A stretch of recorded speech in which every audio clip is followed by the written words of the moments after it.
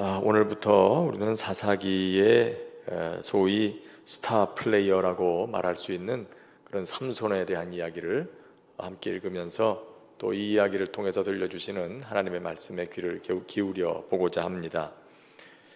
사사기의 여러 사사들의 이름들이 또 그들의 기록들이 나오고 있지만은 삼손만큼 또 유명한 사람도 없습니다.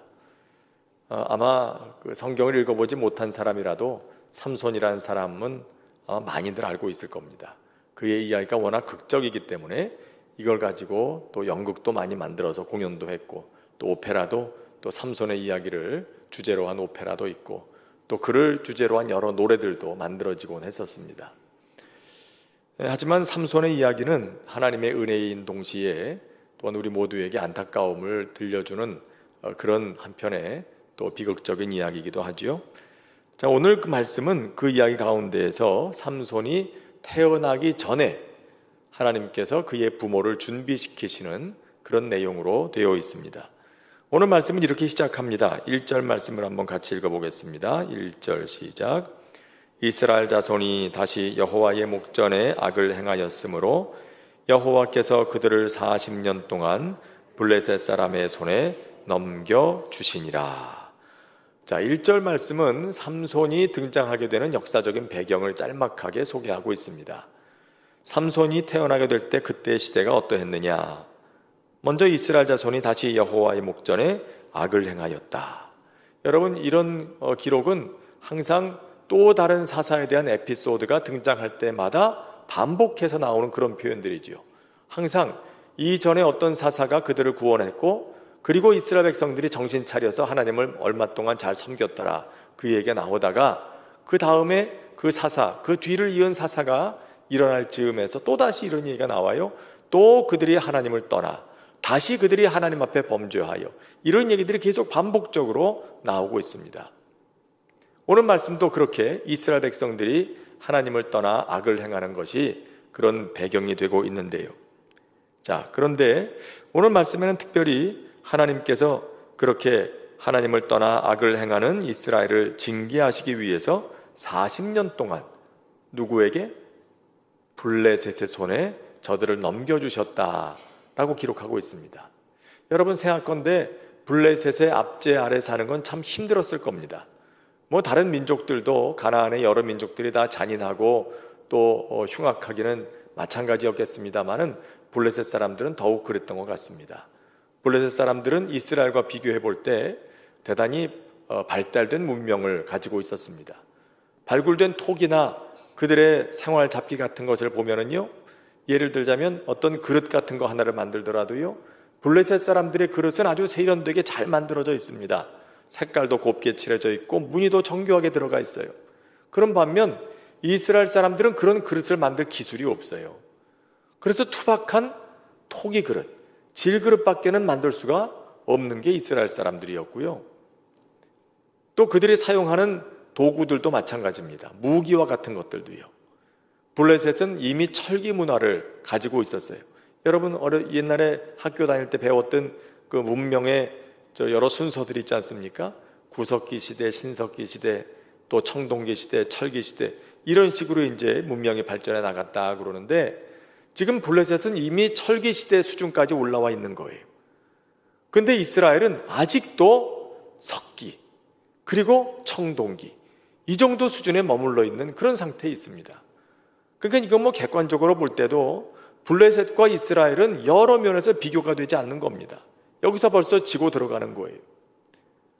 그런데다가 블레셋은 어떤 사람들이었냐면요, 이스라엘 사람들은 들에서 양치고 그저 가나안에 들어와서는 농사나 짓고 살던 그런 사람들인데, 블레셋은 해변가에 자리 잡고 있는 민족이었기 때문에 지중해를 중심으로 해서 많은 여러 다른 민족들과 무역을 하는 그런 민족이었어요. 그러니까 여러 다른 민족들의 문화를 많이 접할 수 있는 그런 기회가 있었고, 그들의 문명을 많이 받아들여서 많은 발전을 했던 거죠. 그런데 이렇게 무역을 할 때 물건만 무역한 게 아니었어요. 이 사람들이 노예 무역도 했습니다. 사람들을 잡아다가 애굽의 노예로 팔아넘기는 거예요. 이런 노예 무역도 했던 사람들. 그러니까 매우 잔인하고 폭력적인 그런 성품을, 성향을 가지고 있는 사람들이 또한 블레셋 사람들이었던 거지요. 그러니까 여러모로 이스라엘 백성들이 블레셋의 압제 아래 있는 것이 참 힘들었을 것이다라는 걸 우리가 미루어 짐작할 수 있죠. 그런데 오늘 말씀에 보면 다른 에피소드와는 조금 다른 이야기예요. 왜 그럴까요? 다른 데는 대개 보면은요, 저들이 하나님을 떠나 악을 행함으로 하나님께서 다른 민족 어느 왕의 손에 붙여서 저들이 근심하고 고통하였더라. 저들이 고통당할 때 하나님께 부르짖었다라고 하는 대목이 늘 나와요. 그들이 범죄하고 고통이 찾아오고 그러면 하나님께 부르짖고 하나님께서 그 부르짖음을 들으시고 그리고 사사를 보내셨다. 대개 이렇게 기록이 되고 있는데 삼손이 나타나기 전에는요, 저들이 하나님을 떠나 악을 행하고 하나님께서 블레셋의 손에 넘기셔서 저들로 고통을 당하게 하시고, 그런데 그 다음에 나와야 할 대목이 안 나와요. 그들이 고통 중에 하나님께 부르짖었다라는 대목이 없어요. 그러니까 생각컨대 이 사람들이 아직도 지금 정신 못 차리고 있는 거죠. 그 고생을 40년 동안 하고 있으면서도 하나님께 부르짖질 않고 있는 거예요. 참 안타까운 일 아닙니까? 여러분, 지혜로운 사람은 어떤 사람일까요? 지혜로운 사람은 물론 곁길로 악을 행하지 않는 사람, 지혜로운 사람이겠지만 잘못된 일이 있을 때 돌이켜 자신을 살펴보고 거기서 떠날 줄 아는 사람이, 이 사람이 지혜로운 사람이죠. 자기를 돌아볼 줄 아는 사람. 오늘 여기 말씀을 보십시오. 이스라엘에게 고통이 찾아온 것이 무엇 때문이었습니까? 하나님을 떠나 악을 행한 것이 고통의 원인이었어요. 그런데 저들은 돌아볼 줄 모르는 거죠. 물론 단지 사람이 어려움을 겪는다는 게 다 죄 때문인 건 아니죠. 욥과 같은 사람이 고난을 겪을 때 그가 죄를 지어서 고난을 겪었습니까? 예수님께서 십자가의 고난을 겪으실 때 예수님에게 죄가 있어서 십자가 그 처형을 당하셨습니까? 그런 건 아니죠. 분명히 죄가 없는 의인인데도 불구하고 세상의 부조리함 때문에, 죄로 물든 세상의 모습 때문에 그렇게 고통을 겪게 되는 일이 이 세상에는 비일비재합니다. 하지만 중요한 건 우리 안에 악이 있을 때 우리 삶에 그로 인한 고통이 찾아오게 된다는 건 너무나 당연한 사실인 거죠. 만약 그럴 때 우리는 우리 자신을 돌아볼 줄 아는 지혜가 필요하다는 겁니다. 그래서 지혜로운 사람은 항상 자기 자신을 돌아볼 줄 아는 사람, 이 사람이 지혜로운 사람이에요. 많은 지식을 가지고 있고 많은 사람들에게 뭘 많이 가르치고 이런 사람이 지혜로운 사람이기보다 진짜 지혜로운 사람은 자기 자신을 돌아볼 줄 아는 사람이라는 거예요. 여러분, 그래서 중국의 사자성어 가운데 일일삼성이라는 얘기가 있잖아요. 하루에 3번씩 반성한다는 뜻. 누구의 얘기겠습니까? 논어에 보면은 이 사람의 얘기가 나와요. 공자의 제자 중에 증자라고 하는 사람이 있었어요. 근데 이 사람이 이걸로 유명한 겁니다. 나는 하루에 3번씩 나 자신을 돌아보며 반성한다. 그럼 3가지 반성이 뭐였겠어요? 첫째, 나는 사람들을 도와줌에 있어서 진심으로 하였는가? 둘째, 벗을 사귐에 있어서 신의를 다했는가? 셋째, 내가 배운 것을 잘 익히고 실천하였는가? 늘 하루를 마치기 전에 이 3가지 질문을 가지고 자기 자신을 돌아보는 것을 생활화하던 사람이었다는 거예요. 여러분, 그런 면에서 이 증자는 참 지혜로운 사람이에요. 자기 자신을 돌아볼 줄 아는 사람이니까. 욥도 그랬죠. 욥도 자기의 자녀들이 좋은 일이 있어서 잔치를 벌이고 나면 꼭 하나님 앞에 나가서 속죄의 제사를 드렸어요. 혹시라도 우리 자녀들이 즐거움에 취해서 하나님 앞에서 행치 말아야 할 악을 행하지는 않았을까? 그걸 돌아보고 자녀들의 삶을 돌아보고 자신의 삶을 돌아보고 늘 그렇게 자신과 자녀들의 삶을 돌아볼 줄 알았던 욥은 참 지혜로운 사람이었죠. 하나님께서 그를 의롭다고 생각하신 것도, 그렇게 인정하신 것도 바로 그런 그의 삶의 모습을 하나님께서 보셨기 때문이었을 겁니다. 여러분, 늘 우리 자신을 돌아볼 줄 아는 지혜를 가지게 되시기를 바랍니다. 그것이 하나님께서 기뻐하시는 지혜예요. 근데 대개 한 가지, 그렇게 자신을 돌아보는 사람이 빠질 수 있는 치명적인 그런 함정이 하나 있습니다. 그게 뭘까요? 자기 자신을 돌아보다 보면 어느새 내가 교만에 빠지고 있다는 걸 발견하게 될 때가 있어요. 자기를 돌아보는 그 사실이 자기 의로 바뀌어버리고 마는 거죠. 아, 나는 이렇게 늘 나 자신을 돌아보는 사람이야. 나는 늘 하나님 앞에서 회개하는 사람이야. 그런 자기 의에 사로잡혀가지고 이걸 가지고 다른 사람들을 판단하고 정죄하는 거죠. 나는 그렇게 하는데 저 사람 보니까 시원찮아 보이거든요. 그래서 이제 얘기가 들어가는 거예요. 너 자신을 좀 들여다봐. 나는 이렇게 나 자신을 잘 살펴서 이렇게 살아가고 있는데 너는 그러질 않으니까 그렇잖아. 이렇게 판단이 들어가는 거예요. 여러분, 그러나 사실 정말로 자기 자신을 깊이 들여다보는 사람이라면 남 얘기할 겨를이 없다는 걸 알 수 있을 거예요. 사람은 죄에 물든 본성을 가진 존재가 아닙니까? 그렇기 때문에 언제나 사람은 누구나 말할 것 없이 거룩하신 하나님 앞에서는 다 제 코가 석자인 사람들이에요. 누가 누굴 판단하고 정죄하겠어요? 정말 자기 자신을 깊이 들여다보고 하나님 앞에서 나는 죄인입니다 라고 말할 수 있는 사람이라면 남의 죄에 대해서 말할 겨를이 없어요. 내가 해결할 것도 산더미 같은데, 하나님 앞에서 해결해야 될 나만의 문제만도 지금 태산 같은데 누구 문제를 보고 누구 보고 뭐라 그러겠어요? 그러니까 정말로 지혜롭게 자신을 돌아볼 줄 아는 사람은 남 판단하고 정죄할 틈도 없어요. 사람은 본래 마땅히 해야 할 걸 하지 않으면 하지 말아야 할 걸 하게 되는 존재죠. 자기 자신을 깊이 들여다보지 않으면 자꾸 남의 걸 보게 돼 있어요. 쓸데없이 판단하고 정죄하고 아직 충분히 돌아보지 않았기 때문에 교만에 빠지게 되는 거지요. 여러분, 그렇기 때문에 이렇게 자기 자신을 돌아보아서 하나님 앞에 부르짖을 줄 몰랐던 이 이스라엘의 모습을 보면서 우리 자신을 다시 돌이켜보게 되는 겁니다. 우리의 삶을 날마다 어떤 특별한 고통이 있어서가 아니라 늘 하나님 말씀 앞에서 우리 자신을 돌아볼 줄 아는 지혜를 구하며 살아가야 할 것이다. 자, 그런데 하나님 참 놀라우시죠? 하나님께 구원해달라고 부르짖지도 않았는데 지금 블레셋의 손에서부터 구원하시려는 하나님의 계획은 이스라엘 백성들의 부르짖음과 상관없이 하나님의 강권하심으로 시작되고 있는 걸 볼 수가 있어요. 우리를 구원하소서, 우리를 도와줄 자를 보내주소서, 그렇게 이스라엘이 부르짖지도 않았는데 하나님께서 마노아와 그의 아내에게 하나님의 사자를 보내십니다. 그리고 말씀하십니다. 내가 본래 아이를 낳지 못하던 여자이지만 이제 곧 잉태하여 아들을 낳게 될 거다. 그가 너희를 블레셋의 손에서 구원하기 시작할 것이다. 자, 구원할 것이다. 그러시면 될 걸. 구원하기 시작할 것이다 라고 하나님 말씀하셔요.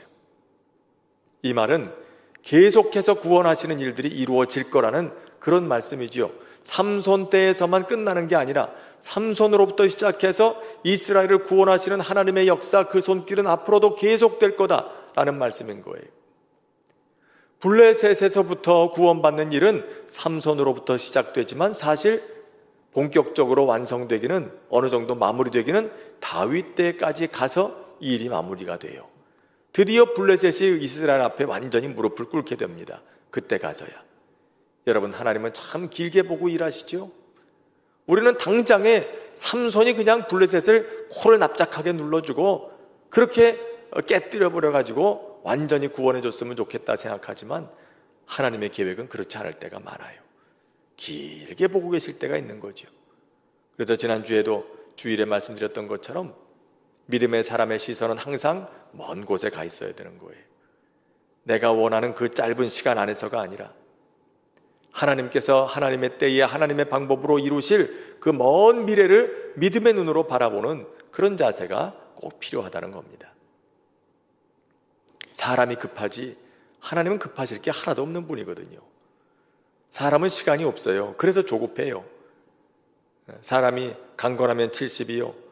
또 오래 살아와야 80인데 그 짧은 인생 사느라고 사람은 조급할 수밖에 없어요. 내가 살아있는 동안에 뭔가 좀 결말을 보려고 하죠.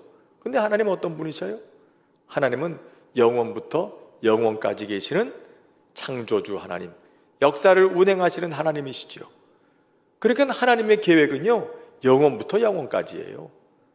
엄청난 범위를 가지고 있는 거예요. 우리가 감히 상상할 수 없을 정도로. 그렇기 때문에 우리는 하나님께서 하시는 모든 일들을 좀 더 큰 시각에서 볼 수 있어야 되겠다. 그걸 알게 되고요. 자, 그렇게 하나님의 사자가 마노아와 그의 아내에게 나타나서 삼손이 태어나게 될 것을 이야기합니다. 그 내용 속에서 오늘 우리는 삼손을 준비시키시는 하나님의 모습을 봐요. 오늘 말씀 속에서 삼손을 이렇게 키워야 한다라고 말씀하시는 하나님의 말씀 속에서 오늘 우리가 우리들의 자녀를 그리고 다음 세대들을 대하는 자세가 어떠해야 되겠는가 하는 것을 또 배울 수가 있습니다. 이 아버지 마노아라는 사람이 참 믿음이 좋은 사람입니다. 마노아가 아내에게 먼저 하나님의 사자가 나타나죠.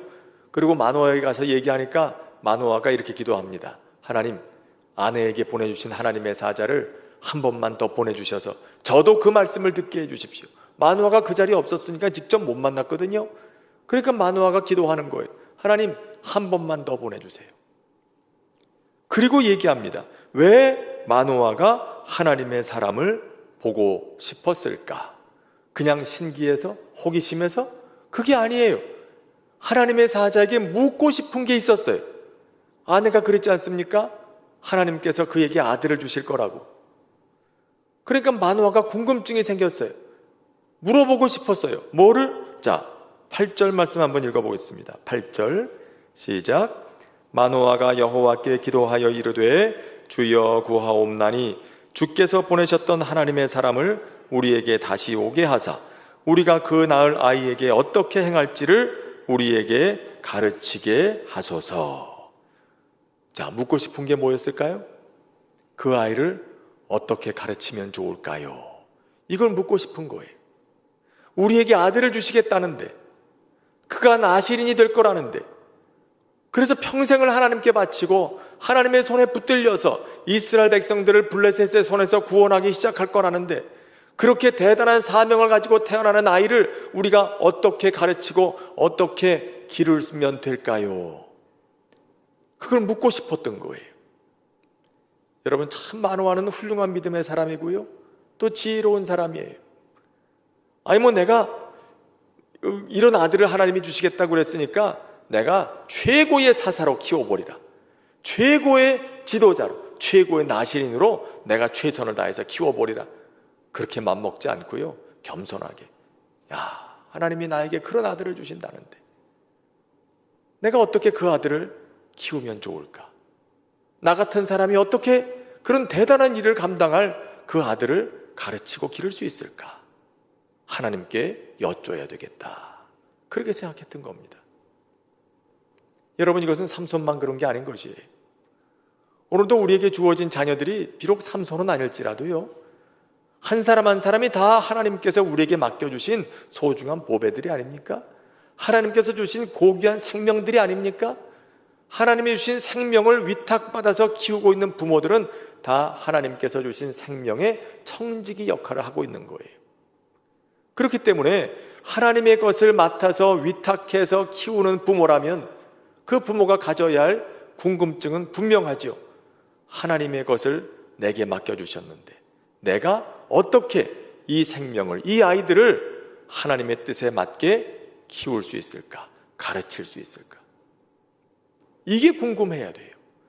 이건 사람에게 묻는 게 아니라 하나님께 물어야 하는 일이에요. 그래서 모든 부모들은 하나님 앞에 나가서 이렇게 기도해야 되는 겁니다. 하나님, 그 아이 앞에 내가 어떻게 행해야 할지, 무엇을 가르쳐야 할지 나에게 알려주십시오. 나로 그걸 알게 해주십시오. 보통 우리는 아이를 낳기 전이 아니라 언제 그런 기도합니까? 부모들이 아이 키우다가 힘들면, 그죠? 뭐가 문제가 생기기 시작하면, 부모와 자녀 사이에 문제가 생기기 시작하면, 아이들이 사춘기가 시작되면, 옛날에는 제잘제잘 말도 잘하던 아이들이 학교에서 돌아오면은 무슨 일이 있었는지 말도 안 하고 문 쾅 닫고 방으로 들어가 버릴 때, 그럴 때 마음에 고민이 돼요. 아이하고 소통이 잘 안 되고 그러면 그때서야 뒤늦게 기도가 나와요. 하나님 어떡하죠? 도와주세요. 내가 저희를 어떻게 키우면 좋을까요? 근데 사실 진짜 지혜로운 부모는 그때가 오기 전에 미리 기도하는 거예요. 기도로 준비하는 거예요. 하나님, 내가 하나님이 줄 생명을 어떻게 잘 양육할 수 있을까요? 여러분, 이것이 시작인 거예요. 이거 우리가 꼭 생각해야 되겠고요. 그렇게 마노아가 하나님 앞에 기도했을 때 하나님이 뭐라고 응답하십니까? 뭐라고 응답하시죠? 자, 우리 12절에도 마노아가 두 번째 다시 나타난 하나님의 사자에게 이렇게 물었다고 또 기록이 돼요. 이 아이를 어떻게 기르며 우리가 그에게 어떻게 행하리이까? 그러자 여호와의 사자가 이렇게 대답합니다. 13절 14절 같이 읽겠습니다. 시작. 여호와의 사자가 마노아에게 이르되 내가 여인에게 말한 것들을 그가 다 삼가서 포도나무의 소산을 먹지 말며 포도주와 독주를 마시지 말며 어떤 부정한 것도 먹지 말고 내가 그에게 명령한 것은 다 지킬 것이니라. 자, 여기 지금 하나님께서 마노아에게 뭐라고 대답하셔요? 제가 어떻게 할까요? 그러니까 너는 포도나무 소산을 먹지 말며 포도주와 독주를 마시지 말며 부정한 것도 먹지 말고 가까이 하지 마라. 자, 이런 것은 누가 지켜야 할 규례죠? 이건 사실 나실인의 규례입니다. 민수기 6장에 보면 나실인이 어떤 사람인지가 나오고 또 그가 지켜야 할 규례는 어떤 것인지 그런 게 나와요. 여러분, 나실인이 어떤 사람이죠? 하나님 앞에 일정 기간 나 자신을 온전히 헌신하고 하나님을 위해서 섬기겠습니다 라고 서원하는 그런 사람을 나실인이라고 해요. 구별된 사람이란 뜻이죠. 그래서 그 서원한 기간이 끝나면 다시 평소의 삶으로 돌아올 수 있어요. 근데 본래 나실인은 그렇게 서원하는 거예요. 평생 기간 동안에 일정 기간을 딱 정해가지고 그 기간을 하나님 앞에 온전하게 헌신하는 그 기간, 그 기간에는 이 사람은 어떤 독주나 포도주도 마시면 안 되고 포도나무에서 난 것조차도 마시면 안 되고 모든 부정한 것들을 멀리해야 돼요. 근데 이런 것이 나실인의 규례인데, 이 성경에 보면 그런데 평생 태어나면서부터 평생 나실인으로 살았던 사람이 세 사람이 나와요. 누가 있을까요? 물론 당연히 오늘 삼손이 그 중에 한 사람이고요. 또 한 사람이 누구겠습니까? 사무엘이에요. 사무엘이 그렇게 나면서부터 하나님께 드려진 사람으로 평생을 살죠. 또 한 사람이 있어요. 이 사람은 신약의 인물이에요. 그 사람은 세례 요한이에요. 세례 요한이 나면서부터 하나님께 바쳐진 사람으로 그렇게 평생 나실인의 삶을 삽니다. 하지만 대다수의 삶은 이렇게 일정 기간을 정해놓고 나실인의 서약을 하죠. 근데 오늘 삼손은 그런 평생을 나실인으로 살게 될 그런 사람으로 태어나게 됩니다. 그런데 자, 이런 나실인의 규례는 나실인으로 살아가야 할 삼손이 지켜야 할 규례예요. 그런데 하나님께서 너는 태어날 아이에게 이것을 가르쳐라. 그가 포도주와 독주를 마시지 아니하며 모든 부정한 것을 멀리하며 포도나무에서 난 것을 먹지 않도록 그 아이를 가르쳐라. 그 아이에게 가르칠 것을 말씀하지 않으시고 대신 너는 마노아와 너의 아내는 포도나무에서 난 것 독주를 마시지 말며 부정한 것을 가까이 하지 마라. 자, 마노아와 그의 아내가 나실인입니까? 나실인의 서약을 했습니까? 아니죠. 사실 이 규례는 이들에게 요구되는 게 아니에요. 삼손에게 요구되는 거지. 앞으로 삼손이 해야 할 일이지. 그런데 하나님께서 삼손이 할 일을 그의 부모인 마노아와 그의 아내가 먼저 하라고 얘기하고 있는 거예요. 왜 그렇게 하시는 겁니까? 이게 나실인인 내 아이를 기르는 방법이다. 내가 너희의 자녀를 진짜 훌륭한 나실인으로 키우기를 원한다면 너부터 나실인의 삶을 사는 것을 자녀들에게 보여주어라. 그거예요. 여러분, 매우 중요한 교육의 원리입니다. 본을 통하여 자녀들을 양육하라. 삼손이 구별되기 전에 부모가 먼저 구별되어야 한다는 거예요. 여러분, 말씀 읽는 부모 밑에 말씀 읽는 자녀가 나고요, 기도하는 부모 밑에 기도하는 자녀가 나는 거예요. 부모는 기도 한마디도 안 하면서 한 번도 부모가 기도하는 걸 본 적이 없는데 그 아이가 기도하는 아이로 자랄 수 있겠어요? 참 쉽지 않습니다. 집에서는 성경 한 구절도 읽지 않는데 그 부모가 자녀에게 우리 아이는 늘 말씀을 가까이 하며 살 수 있게 해달라고 100번 기도한다고 그 아이가 말씀을 가까이 하게 되겠어요? 물론 하나님께서 그의 마음을 개인적으로 감동하시면 그렇게 되겠지만, 그러나 그게 쉽지만은 않을 거예요. 그가 말씀을 가까이 하기까지는 많은 우여곡절을 겪어야 될 겁니다. 부모가 먼저 좋은 그릇이 되어야 그 자녀를 품을 수가 있게 되는 거죠. 디모데도 바울이 그렇게 얘기하지 않습니까? 디모데의 믿음이 먼저 어디 있었다고 그래요? 외조모 로이스와 어머니 유닉의 속에 있더니 내 속에도 있구나. 그렇게 얘기해요, 바울이. 외조모 로이스와 어머니 안에 있는 게 지금 그 아들 디모데 안에도 있는 거예요. 이 말은 바꿔 말하면 어떻게 되겠습니까? 외조모 로이스와 어머니 유닉의 속에 없는 것이라면 디모데 안에도 없을 가능성이 매우 높다는 얘기죠. 근데 우리는 우리 안에는 없으면서 자녀에게는 있기를 원하거든요. 이게 문제인 거예요. 우리 안에 먼저 있어야 돼요. 그래야 자녀 안에도 있는 거예요. 이건 꼭 가정 안에서 내 배에서 나온 자녀들과만, 내 관계에서만 적용되는 얘기가 아닙니다. 이건 교회 공동체 안에서도 마찬가지입니다. 우리 늘 기도하지 않습니까? 다음 세대가 부흥되게 해주십시오. 우리 다음 세대가 예배하는 세대가 되게 해주시고 기도하는 세대가 되게 해주십시오. 거룩한 세대가 되게 해주십시오. 이 세상에 하나님의 나라를 이루는 세대가 되게 해주십시오. 그렇게 기도하잖아요. 근데 그들만을 위해서 그들이 그런 사람 되게 해주십시오 라고 기도할 때 아마도 마노아와 그 아내에게 나타났던 하나님의 사자가 우리 앞에 나타나서 응답하신다면 이렇게 말씀하실 거예요. 우리가 어떻게 하면 좋겠습니까? 그런 세대가 일어나야 되겠는데, 네가 예배하는 사람이 되고 네가 기도하는 사람이 되라, 네가 거룩한 사람이 되라 라고 말씀하실 거예요. 우리 안에 있는 것이라야 다음 세대 안에도 있는 거예요. 우리가 예배하는 것을 보고 자란 다음 세대도 예배하는 사람들이 되는 거고요, 우리가 기도하는 것을 보고 자란 다음 세대들도 기도하는 사람들이 되는 거고, 섬기고 봉사하고 사랑하고 헌신하는 우리의 모습을 보면서 다음 세대들도 사랑하고 봉사하고 헌신하는 사람들이 되는 거예요. 아주 중요한 교육의 원리인 거지요. 삼손이 태어나기 전에 하나님께서 이 마누아와 또 그의 아내에게, 삼손의 어머니에게 주시는 이 말씀은 우리 모두에게 매우 중요한 의미를 갖고 있습니다. 오늘 저녁 우리는 삼손이 태어나기 전에 그의 삶을 또 태어남을 예비하시는 하나님의 말씀을 듣습니다.